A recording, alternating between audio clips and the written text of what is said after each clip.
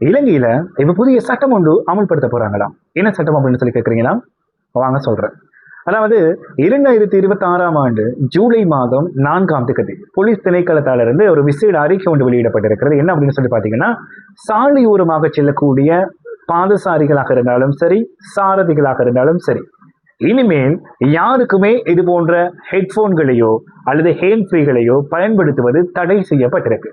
இனி யாராக இருந்தாலும் நீங்க வாகனம் செலுத்தும் போதோ அல்லது பாதசாரிகள் நடந்து கொண்டிருக்கும் போதோ நீங்கள் போன் பேசுவதற்கோ அல்லது வீடியோக்களை பார்ப்பதற்கோ அல்லது ஒரு ஸ்டைலுக்கோ எதுக்கும் சரி நீங்க இந்த ஹெட்போன்களையும் ஹெட்செட்களையும் ஹேண்ட் ஃப்ரீகளையும் பயன்படுத்தக்கூடாது அப்படின்னு சொல்லியிருக்கிறாங்க.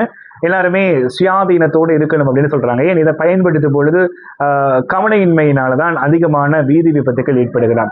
இந்த வீதி விபத்துக்களை பொறுத்தவரையில 2026 ஜனவரி மாதம் 1ஆம் தேதியிலிருந்து ஜூன் மாதம் 30ஆம் தேதிக்குள்ள இந்த 6 மாத காலத்துக்குள்ள 1389 பேர் வீதி விபத்துக்களை சிக்கி இருக்கிறதாக சொல்லியிருக்கிறாங்க. அது மட்டும் இல்லாம நாளாந்தம் 70 தொடக்கம் 80 வீதமானவோர் என்ன செய்யறாங்க, வீதி விபத்துல சிக்கிறாங்களாம். அதுல 6 தொடக்கம் 7 பேர் மரணம் அடைகிறாங்களாம்.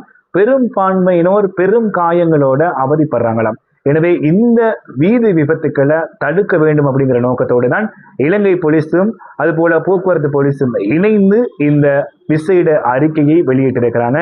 எனவே நீங்க இந்த அறிக்கையை, இந்த சட்டத்தை கடைபிடிக்காம வீதியோரமாக வளமை போல இந்த ஹெட்போன்களையோ ஹேண்ட் ஃப்ரீகளையோ போட்டுட்டு போகும்பொழுது போக்குவரத்து போலீஸோ அல்லது இலங்கை போலீஸோ உங்களை தடுத்து நிறுத்தினால் உங்களுக்கு தண்டப்பணம் வழங்கக்கூடிய வாய்ப்பு அல்லது நீதிமன்றத்துக்கு சென்று சிறை செல்லக்கூடிய வாய்ப்புகள் உங்களுக்காக இருக்கிறது. எனவே அவதானத்தோட செயற்படுங்க. எப்போதுமே கவனத்தோட இருங்க.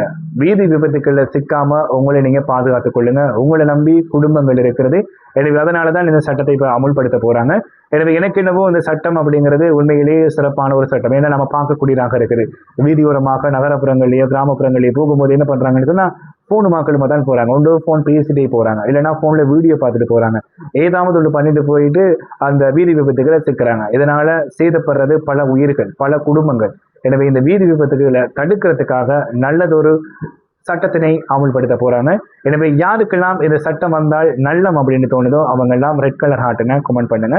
இல்ல இந்த சட்டத்துல தவறுகள் இருக்கு, இந்த சட்டம் தேவையில்லை அப்படிங்கிறவங்களும் கீழே உங்களோட கருத்துக்களை பதிவு செய்து கொள்ளுங்க. எனவே மற்றும் ஒரு காணொலியில சந்திப்போம்.